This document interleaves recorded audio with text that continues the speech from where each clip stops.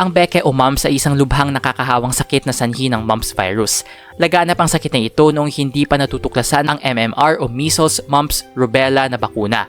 Subalit ngayon ang sakit na ito ay napakadalang na at halos hindi na ito pamilyar sa bagong henerasyon. Kaya naituturing ito bilang isang sakit na mas kilala sa mga tropikal na lugar o sa mga bansang paunlad pa lamang. Bago natin simulan ang video na ito, huwag kalimutan mag-subscribe sa aming channel para sa mga health and love advice at huwag kalimutan pindutin ang bell button para lagi maging updated sa aming mga bagong videos. Isang uri ng paramyxovirus ang mumps virus. Ang kadalasang naapektuhan ng virus na ito ay mga bata. Kapag nagkaroon ng beke, ang virus ay dadaan sa iyong ilong, bibig at lalamunan papuntang mga parotid gland. Maaaring maapektuhan ito ang dalawa o isang bahagi ng mukha, subalit kadalasan ay isang bahagi lamang. Maaari ring maapektuhan ng virus ang utak, lapay, bayag at ovaryo, pero ito ay napakadalang. Masasabing may beke o mumps ang isang tao kapag sila ay nakitaan o nakararamdam ng mga sumusunod na sintomas.